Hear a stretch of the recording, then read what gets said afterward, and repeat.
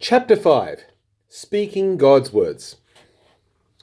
In chapter 4, Luke recounts an episode in which Christ's authority to speak on God's behalf is dramatically highlighted.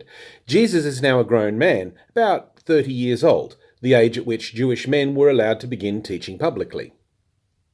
According to Luke, one of Jesus' first public announcements was made in his hometown of Nazareth, a small town in the north of Palestine. It was normal practice in the synagogue, or Jewish church, at this time for someone to read aloud from the scriptures and then to make some comments on the meaning and importance of that particular passage. The modern practice of a sermon in church actually derives from this custom. Anyway, on this particular occasion, the scripture reading and sermon were given to Jesus, and what he said about the passage and about himself left everyone dumbfounded. Here's Luke's account again.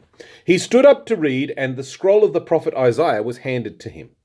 Unrolling it, he found the place where it was written, "The Spirit of the Lord is upon me, because he has anointed me to announce great news to the poor. He has sent me to proclaim release for prisoners and sight once more for the blind, to send the oppressed away free, to proclaim the acceptable year of the Lord."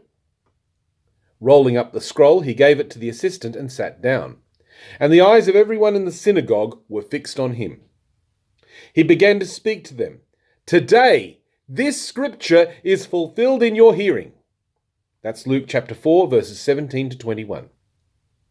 The passage Jesus read aloud in the synagogue that day came from a biblical book written hundreds of years before by the prophet Isaiah. Isaiah was one of the prophets I mentioned earlier who predicted a great many things about the arrival of the Anointed One.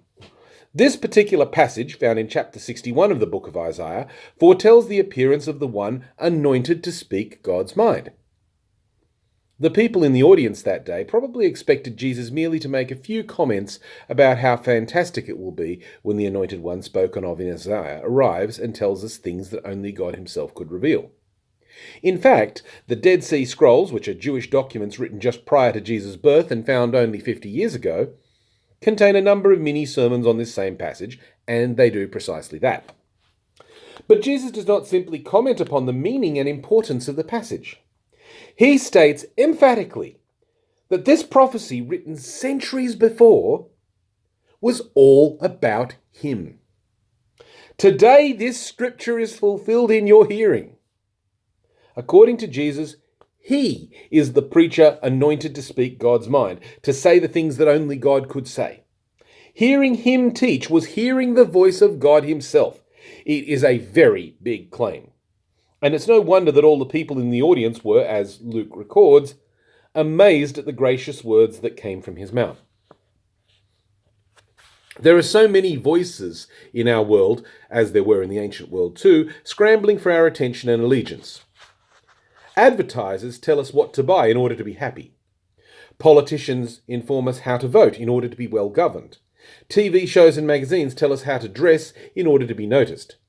Therapists and popular authors tell us how to behave in order to have healthy, happy families and careers. The range of voices is endless.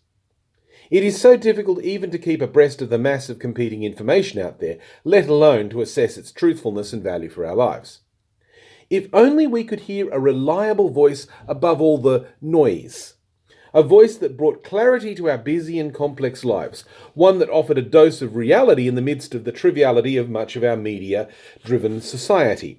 The claim of Luke, the claim of Christianity, is that just such a voice can be heard in the words of the Christ himself.